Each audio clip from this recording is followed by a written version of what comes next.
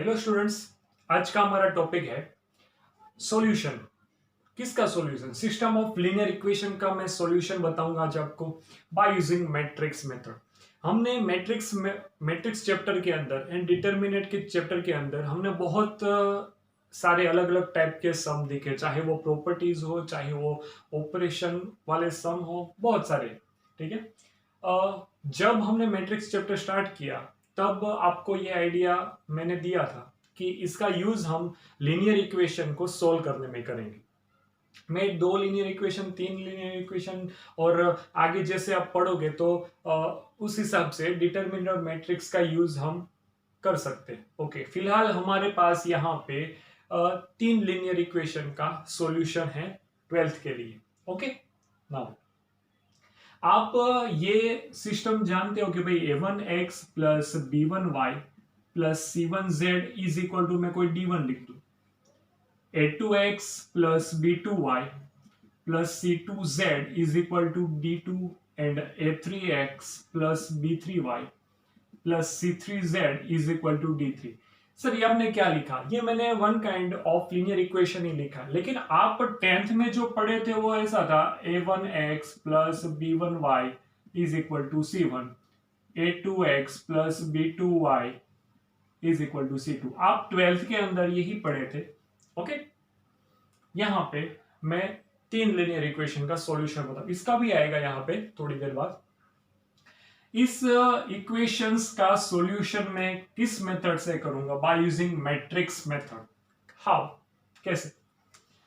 सबसे पहले इस इक्वेशन को मैं अगर मैट्रिक्स के फॉर्म में लिखना चाहूं तो मेरा matrix A is equal to आपको A1 B1 C1, A2 B2 C2 and A3 B3 C3 अगर लिखूं, and matrix X is equal to अगर मैं एक्स वाई जेड लिखूं, एंड कोई matrix B is equal to d1 d2 and d3 लिखूं। Sir ये आप क्या लिख रहे हो? मैं सिर्फ आपको इक्वेशन ऑफ लीनियर सिस्टम, ठीक है, लीनियर सिस्टम जो है उसके इक्वेशन को मैं मैट्रिक्स की मदद से कैसे लिख सकता हूं, उस मेथड के ऊपर अभी हम देख रहे हैं। ओके, अगर मैं इसको a into X is equal to B के फॉर्म में लिखूं, मैट्रिक्स के मल्टीप्लीकेशन के फॉर्म में अगर ऐसा लिखता हूं तो मुझे ये लीनियर इक्वेशन का सिस्टम मिल जाएगा। देखिए, first row first column corresponding element is equal to, सामने ये b लिखा है तो a1x plus b1y plus c1z is equal to d1 आपको मिलेगा। a2x plus b2y plus c2z is equal to d2 मिलेगा। a3x plus b3y plus c3 is equal to d3 मिलेगा। तो आप मैट्रिक्स को अगर लीनियर इक्वेशन के फॉर्म में लिखना चाहते हो तो ऐसे लिख सकते हो। ओके, हाँ, अभी मुझे सॉल्यूशन नहीं मिला है, अभी मैं सिर्फ जो लीनियर इक्वेशन था उसको मैट्रिक्स के फॉर्म में लिखा। अब मैं सॉल्यूशन के लिए क्या करूंगा, तो यहां पे pre multiply by A inverse. Okay, ये बहुत इंपॉर्टेंट चीज है कि आप प्री मल्टीप्लाई कर रहे हो या पोस्ट मल्टीप्लाई कर रहे हो। ओके, ये सारा कॉन्सेप्ट मैंने आपको इनवर्स के टाइम पे प्री मल्टीप्लिकेशन कुछ प्रूफ करने का तब मैंने आपको ये सारी बातें बताई थी। ओके, मैं क्या करूंगा, ए इनवर्स से प्री मल्टीप्लाई कर रहा हूं तो आप ऐसे लिख सकते हो A inverse into B. Okay, अब ए इनवर्स इंटू ए क्या होता है? आई, तो I into X is equal to A inverse into B. तो x is equal to A inverse into B. तो आपको इन शॉर्ट x मैंने क्या बताया, एक्स वाई जेड, जो कि यहां पे अननोन वैल्यू होंगी। ओके, तो आप किसी भी इक्वेशन को सोल्व करते हो, लीनियर इक्वेशन को, तो आप लास्ट में क्या फाइंड करते हो? x एंड y को ही फाइंड करते हो। हाँ, सही बात है। तो मैं इस थियरी की मदद से मैं लास्ट में क्या फाइंड करूंगा, एक्स मैट्रिक्स को, जो कि एलिमेंट कौन सा, एक्स वाई जेड वाला एलिमेंट दिया है। तो मैं इस मेथड से मैं क्या फाइंड कर सकता हूं, unknown value of X Y and Z. Okay, अब आपके दिमाग में ये क्वेश्चन होगा, सर अगर मैं पोस्ट मल्टीप्लाई करता तो आपको मल्टीप्लीकेशन का रूल पता होना चाहिए। यहां पे ये कौन सा ऑर्डर है, 3/1 है। ओके, अगर ए इनवर्स आपको मिल रहा है, अगर मैं प्री मल्टीप्लाई की जगह पे पोस्ट मल्टीप्लाई करता तो ये जरूरी नहीं है कि हर बार आपको मल्टीप्लीकेशन का रूल फॉलो करे। ओके, कई बार ये पॉसिबल नहीं भी होगा। तो हम स्टैंडर्डली क्या करते हैं, हम प्री मल्टीप्लीकेशन ही करते हैं। आपकी बुक में भी यही चीज दी है। तो आप प्री मल्टीप्लीकेशन की मदद से आप क्या फाइंड कर सकते हो, जो भी एक्स वाई जेड आपको फाइंड करना है, X is equal to A inverse into B की मदद से आप फाइंड कर सकते हो। ओके, तो आपको ये चीज तो पता चल गई कि मैं unknown value of X Y Z कैसे फाइंड करूंगा, by using of inverse and जो डेटा दिया है उसका मल्टीप्लिकेशन करके फाइंड करूंगा। ओके,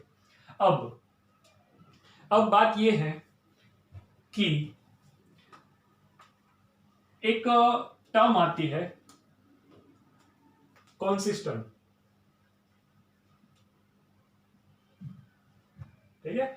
कॉन्सिस्टेंट टर्म क्या होती है, तो कि सर हम 10th के अंदर कोई लीनियर इक्वेशन पढ़ चुके, ओके, लाइन चैप्टर पढ़े हैं। लाइन चैप्टर के अंदर क्या होता था कि अगर दो इंटरसेक्टिंग लाइन है, क्या लाइन है, इंटरसेक्टिंग, इंटरसेक्टिंग लाइन है, तो मुझे यहां पे क्या मिलेगा, यूनिक सॉल्यूशन मिलेगा एक पॉइंट के ऊपर। कहा अगर दो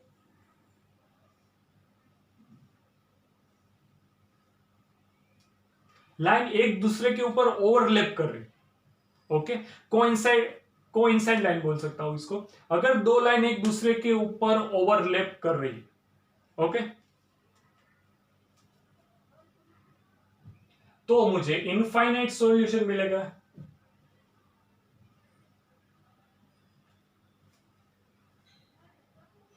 एंड अगर दो लाइन पैरेलल है, पैरेलल लाइन का सॉल्यूशन आपको क्या मिलता था, नॉट एग्जिट या फिर नॉट एनी सॉल्यूशन। ओके, आप इतना 10th तक पढ़ चुके हो, या फिर ये तो कॉमन सेंस की बात है कि भाई यहां पे एक ही पॉइंट में आपको सॉल्यूशन मिलेगा। यहां पे दो अगर लाइन ओवरलैपिंग होगी, ओके, तो हर एक पॉइंट आपका सॉल्यूशन का पॉइंट होगा, क्योंकि इनफाइनाइट सॉल्यूशन मिलेगा। अगर दो पैरेलल लाइन है तो पैरेलल लाइन की मदद से आपको कोई भी सॉल्यूशन नहीं मिलेगा, क्योंकि ये एक दूसरे को कहीं पे कट ही नहीं करते। तो हम वहां पे ये भी देखे थे कि अगर मैं यूनिक सॉल्यूशन देखता हूं तो ये सिस्टम क्या होगा, कॉन्सिस्टेंट होगा। ये भी कॉन्सिस्टेंट होगा क्योंकि इनफाइनाइट सॉल्यूशन है, लेकिन ये जो होगा वो क्या होगा, इनकॉन्सिस्टेंट।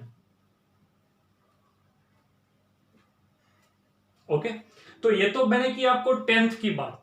अब 12th के अंदर बाय यूजिंग अगर आप मैट्रिक्स कर रहे हो तो आपको यहां पे ये पता चल जाना चाहिए कि सर यूनिक सॉल्यूशन जिसका मिलता होगा वो कैसा सिस्टम होगा, कॉन्सिस्टेंट सिस्टम ही होगा।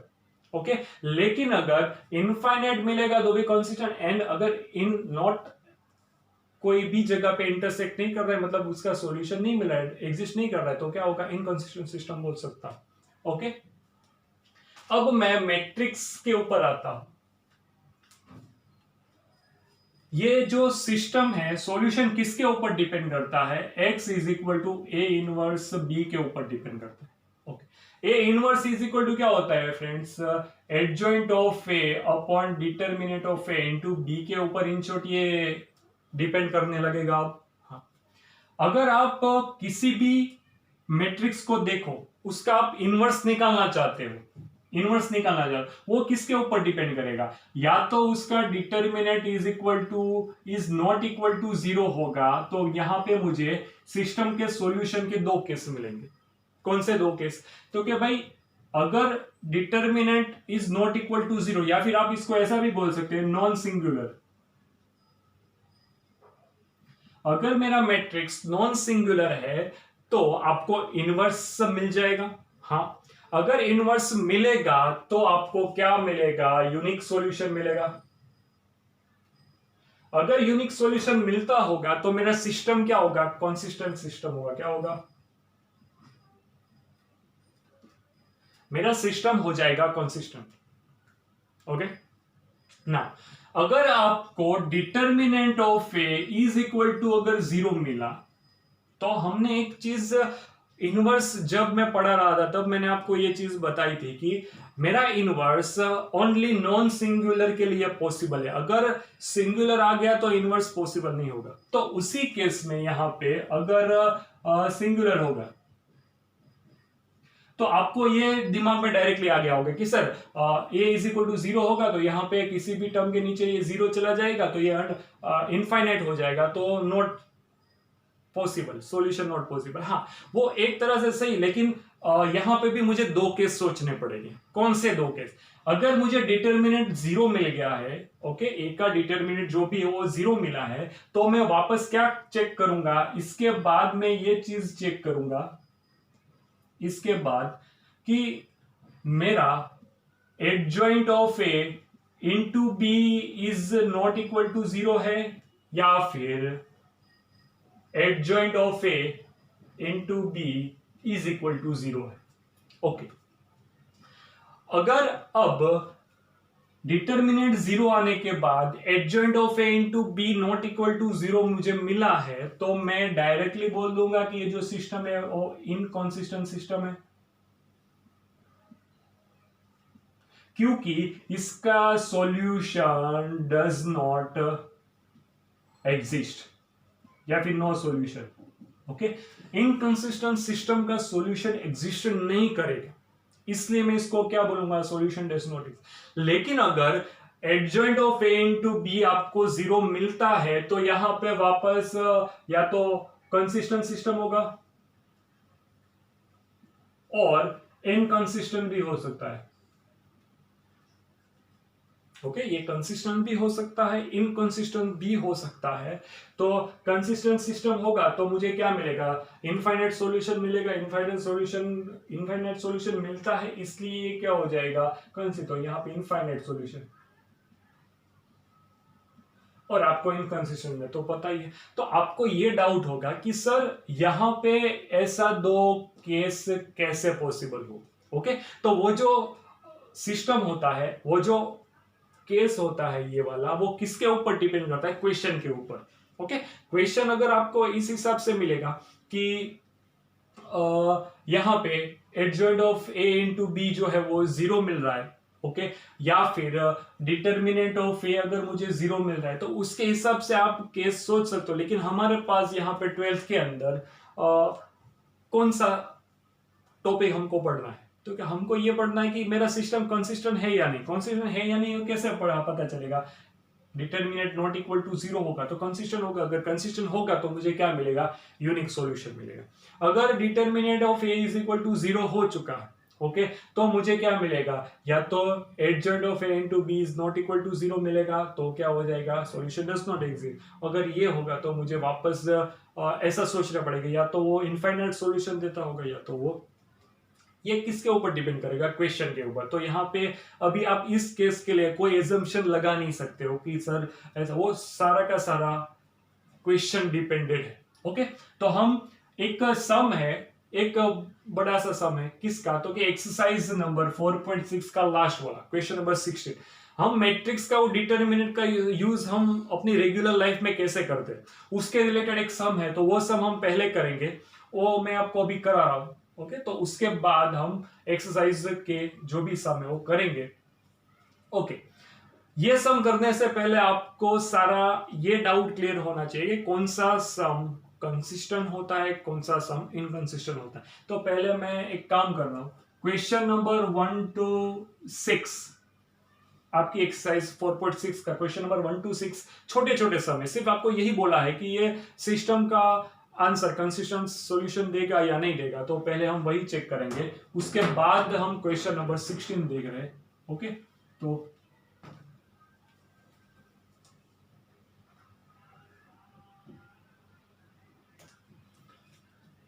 एक्सरसाइज 4.6 का question number 1st, 2nd, 3rd and 4th। इस क्वेश्चन में मुझे ऐसा बोला है चेक करिए कि भाई ये जो सिस्टम है कंसिस्टेंट है या नहीं है। ओके, उसके लिए मुझे क्या करना पड़ेगा, पहले इसको मैट्रिक्स के फॉर्म में अगर लिखो तो a इज इक्वल टू यहाँ पे 1 2 2 3, x इज इक्वल टू यहाँ पे x y, एंड आपको b क्या मिलेगा, ये जो है वो 2 3 मिलेगा। ओके, चेक करने के लिए मैंने आपको क्या बताया था, पहले मैं डिटर्मिनेंट ऑफ ए चेक करूंगा। डिटर्मिनेंट ऑफ ए अगर चेक करने से मुझे क्या मिला है, 3 या -4 is equal to -1 which is not equal to 0। Determinant of A अगर 0 नहीं है तो ये कौन सा मैट्रिक्स हो गया, नॉन सिंगुलर हो गया। नॉन सिंगुलर मैट्रिक्स का सॉल्यूशन क्या मिलेगा? So unique solution exist. Okay, so it is consistent. Okay जो सिस्टम है वो कैसा है? कंसिस्टेंट सिस्टम का सॉल्यूशन मिलेगा। ओके, क्वेश्चन नंबर सेकंड, मैं पहले इसको मैट्रिक्स के फॉर्म में लिखूंगा फ्रेंड्स। ये मैंने लिख लिया। यहां पे आपको x क्या मिलेगा? एक्स वाई एंड b क्या मिलेगा? 5 एंड 4। ओके, यहां पे आपको a का डिटर्मिनेंट निकालना है अगर, तो मैं निकालूंगा। यहां पे आएगा 2 minus minus plus 1 is equal to 3 which is not equal to 0। तो मैं यहां पे डायरेक्टली आपको लिख दे रहा हूं कि so unique solution exist and यहां पे system is consistent. Okay, system का जो सॉल्यूशन होगा कैसा होगा? कंसिस्टेंट। क्वेश्चन नंबर 3 के अंदर मैं मैट्रिक्स ए को कैसे लिखूंगा? यहां पे लिखूंगा 1 3 2 6। ओके, मैट्रिक्स बी को कैसे लिखूंगा? ये फोर्थ साइड में रखते हैं। मैट्रिक्स बी को कैसे लिखूंगा? अच्छा, एक्स यहां पे बाकी एक्स को लिखूंगा एक्स वाई एंड बी को लिखूंगा 5 8। ओके, अब बात आई सॉल्यूशन की। तो डिटर्मिनेंट ऑफ ए पहले मैंने निकाला, ये आ गया 6 minus 6 is equal to 0। Okay, तो 6 माइनस 6 आपको 0 मिलेगा। तो अब आप क्या चेक करोगे? अब आप adjoint of A into B check करोगे। अगर इसका आंसर 0 नहीं आता तो मैं बोलूंगा सॉल्यूशन एग्जिस्ट नहीं हो रहा है। सॉल्यूशन एग्जिस्ट नहीं होगा तो मैं क्या बोल दूंगा उसको? Inconsistent system. चलिए चेक करते हैं। तो यहां पे एडजॉइंट ऑफ ए कैसे निकालेंगे? प्रिंसिपल डायगोनल का प्लेस चेंज करेंगे और सेकेंडरी का साइन चेंज करेंगे। इनटू बी मतलब 5 8। ओके, चलिए क्रॉस चेक करते हैं। यहां पे क्या आ जाएगा? ये हो गया। अच्छा, 30 माइनस 24, यहां पे बनेगा -10 प्लस 8। तो आपको यहां पे क्या मिलना चाहिए था? आपको यहां पे नॉट इक्वल टू 0 मिला। क्या मिला है? Not equal to 0। ये 0 मैट्रिक्स तो नहीं है ना फ्रेंड्स? हाँ, नॉट इक्वल टू 0। सो यहां पे लिख दूंगा so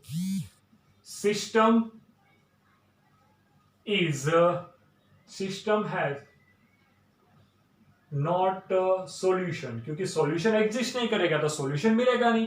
and it is inconsistent. Okay, मैंने फर्स्ट सेकंड थर्ड सम आपको कराया, प्लीज नोट डाउन।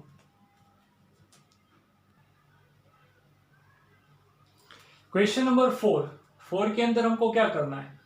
कंसिस्टेंट है या फिर नहीं?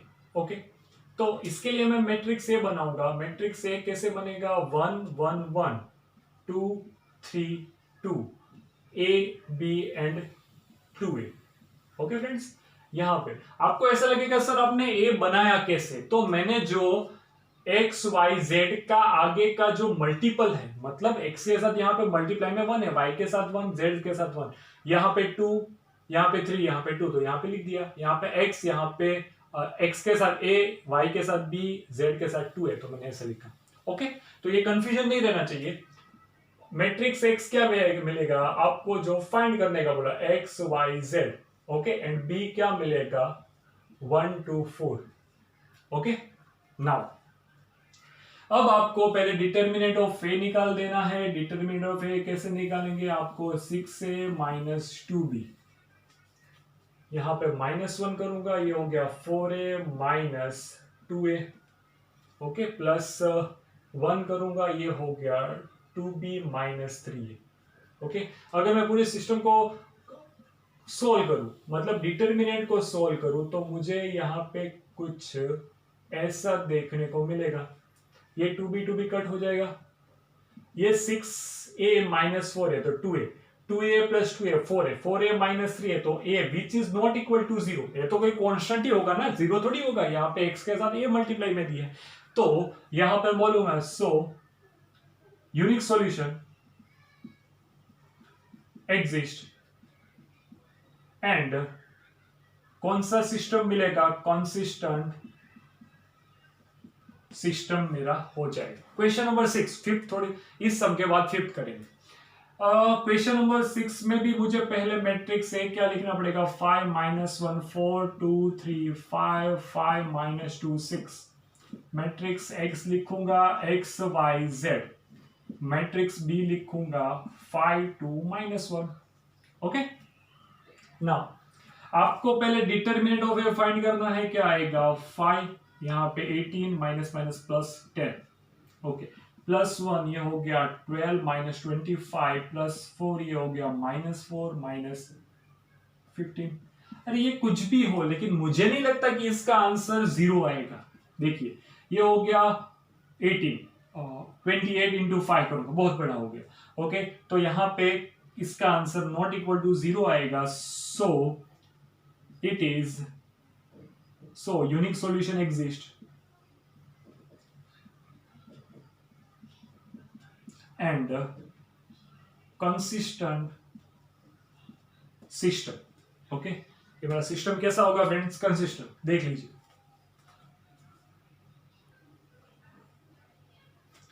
फ्रेंड्स क्वेश्चन नंबर 5 मैंने आपको डायरेक्टली इसलिए बताया है ताकि आपको पता चले कि कई बार ऐसा भी हो सकता है कि डिटर्मिनेंट का आंसर मुझे 0 मिल गया, तो 0 मिलने से मैं क्या करूंगा कि आगे और एक स्टेप सोल्व करना पड़ेगा। कौन सा स्टेप, तो we have to find the adjoint of A into B. Okay, अब एडजॉइंट वाला टर्म आपको तो आता है, एडजॉइंट कैसे निकालते हो आपको पता है, तो मैंने ये सब आपको डायरेक्टली बता दिया है क्योंकि इसमें कुछ है नहीं। एडजॉइंट निकालने के बाद आपको क्या करना है, एडजॉइंट की वैल्यू रखनी इनटू बी करूंगा। अगर मैं एडजॉइंट ए इंटू बी करता हूं तो आप देख सकते हो कि ये आंसर कभी भी 0 तो नहीं बनेगा। कैसे, कि एक एलिमेंट देख लीजिए आप कि भाई ये बनेगा -10, तो ये -10, ये बनेगा +15। ओके, तो ये आंसर 0 नहीं बनता है, कोई एक एलिमेंट 0 नहीं मिला मेरे मैट्रिक्स का, तो वो क्या बन जाएगा, 0 मैट्रिक्स तो बनेगा ही नहीं, तो is not equal to 0। Okay, 0 नहीं है तो solution does not exist, exist नहीं होगा तो system is inconsistent system.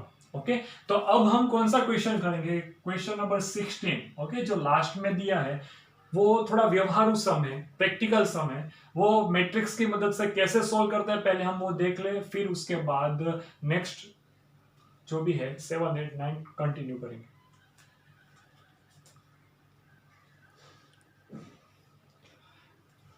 Friends question number 16 के अंदर हमें एक तो प्रैक्टिकल सम दिया है, ओके, प्रैक्टिकल डेटा दिया है। वहां पे बोला cost of 4 kg onion, 3 kg wheat and 2 kg rice is 60 rupees.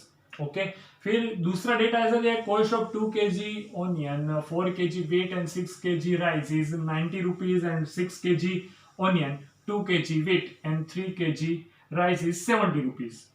And ऐसा बोला है find the cost of each item पर kg bye matrix method. Okay, इस सम को मैं आपको बेसिक आइडिया से समझाऊं तो क्या होता है कि आप ऐसा समझो आपके पास 5 एप्पल है, कितने एप्पल है, 5 एप्पल एंड 3 ऑरेंज है। अगर आपको कोई बोले कि मैं इतनी जो आइटम्स है, इतनी जो वस्तु है उसको मैं 300 रुपीज में बाय किया, मतलब खरीदा, ओके, तो आप पहला क्वेश्चन क्या करोगे कि एक एप्पल का प्राइस क्या था। ओके, 1 एप्पल की प्राइस अगर आपको पता चल जाएगी तो आप ये जो एप्पल का प्राइस, एप्पल कितने में उसको परचेज करना पड़ा और ऑरेंज कितने में उसको परचेज करना पड़ा, उसका आपको आइडिया आ जाएगा। ओके, तो मैं यहां पे वही करूंगा कि मुझे अभी पर केजी का प्राइस फाइंड करना है, तो मैं क्या एज्यूम करूंगा, सपोज कि ऑनियन यहां पे suppose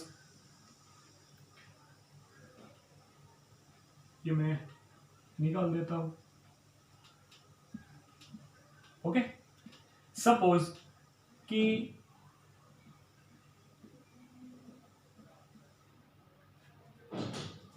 cost of onion per kg is equal to x rupees, cost of wheat per kg is equal to कितना है, y rupees. Okay, cost of rice per kg कितना मिलेगा मुझे से जेड, कोई नंबर एज्यूम कर लेता हूं, जेड। ओके, आपको यहां पे ये एज्यूम क्यों करना पड़ा, क्योंकि मुझे पर केजी प्राइस पता नहीं है। अगर मुझे पर केजी प्राइस पता चल जाएगी तो ये क्वेश्चन का आंसर आ जाएगा।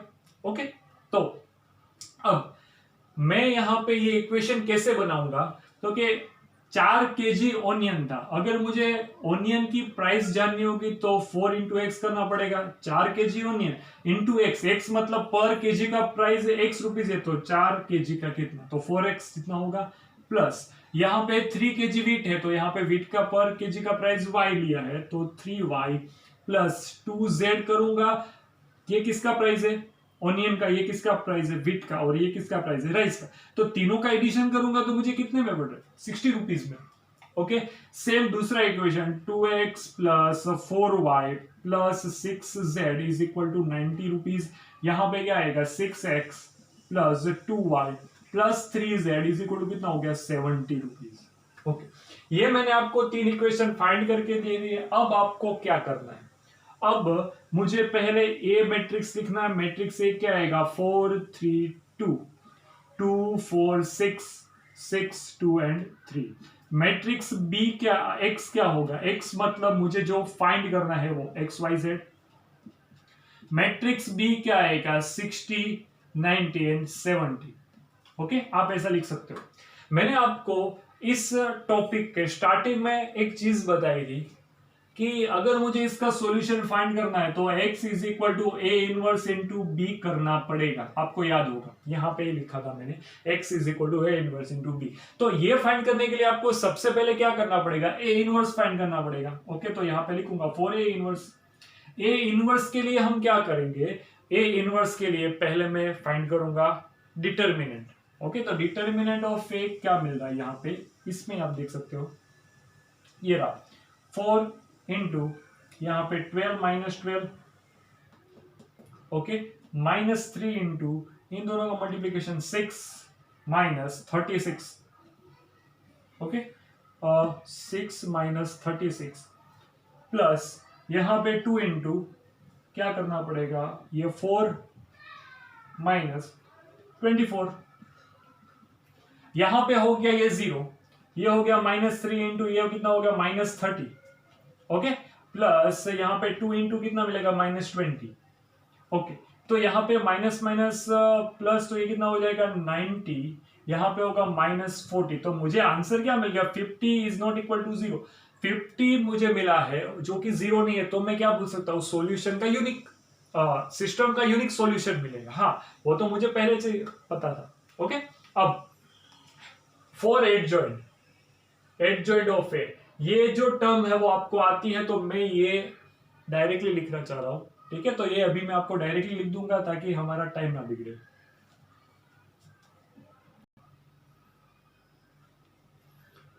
क्वेश्चन नंबर 16 का ये जो इनवर्स फाइंड करने वाला प्रोसीजर था, ओके, वो मैंने यहां पे डायरेक्टली कर दिया है। मैट्रिक्स ए है, यहां पे एक्स है, यहां पे बी है। अब सर इनवर्स फाइंड करने के लिए एडजॉइंट चाहिए और एडजॉइंट निकालना आपको आता है, तो मैंने यहाँ पे एडजॉइंट के एलिमेंट्स मतलब कोफैक्टर सारे आपको निकाल के दिए। फिर ये जो है वो क्या है, x is equal to A inverse into B वाला कॉन्सेप्ट है। ओके, तो इतना ए इनवर्स होगा। ए इनवर्स क्या होता है, तो क्या भाई 1 upon determinant of A into adjoint of A. तो ये जो चीज है यहाँ पे, ये मैट्रिक्स बना के मैंने आपको दिखाई, और बी आपको क्वेश्चन के डेटा में दिया गया है। ओके, अब मैं अगर इसको सोल्व करूंगा, इन दोनों का मुझे मल्टीप्लिकेशन करना पड़ेगा, तो आपको मैट्रिक्स का मल्टीप्लिकेशन बहुत अच्छी तरह से आता है। तो यहाँ पे फर्स्ट रो फर्स्ट कॉलम को दिया, second row second column, third row first row first column, second row first column, third row first column. ठीक है, क्योंकि यहाँ पे मुझे आंसर में एक ही कॉलम दी ही। ओके, तो मैंने मल्टीप्लाई किया तो मुझे ऐसा एलिमेंट्स मिल रहे हैं, तो यहाँ पे 250 या 400 उसको मुझे 50 से डिवाइड करना पड़ेगा। 50 से डिवाइड करूंगा तो 588 मुझे आंसर मिलेगा। सर इसका मीनिंग क्या होता है? तो कि भाई पहला मैंने एक्स क्या एज्यूम किया था, ऑनियन, तो ऑनियन की पर केजी प्राइस क्या है, 5 रुपीज। वाई मतलब मैंने एज्यूम क्या किया था, वीट, तो वीट की पर केजी प्राइस क्या है, 8 रुपीज। एंड राइस की पर केजी प्राइस क्या होगी फ्रेंड्स, 8 रुपीज। ओके, अगर किसी को जरा सा भी डाउट है, जरा सा भी कंफ्यूजन है, तो क्या करेंगे, वो कोफैक्टर कैसे फाइंड करना है, इनवर्स कैसे फाइंड करना है, उसके मेरे लेक्चर देखिएगा, क्योंकि यहाँ पे मैंने सिर्फ ये इनवर्स फाइंड करके ही आपको लिख दिया डायरेक्टली। ओके, बहुत सारे सम में हमने इसकी प्रैक्टिस की है, तो मैंने यहाँ पे आपको डायरेक्टली लिख दिया, और कोई बड़ी बात नहीं। ओके, अब नेक्स्ट क्वेश्चन नंबर 8 से स्टार्ट करेंगे।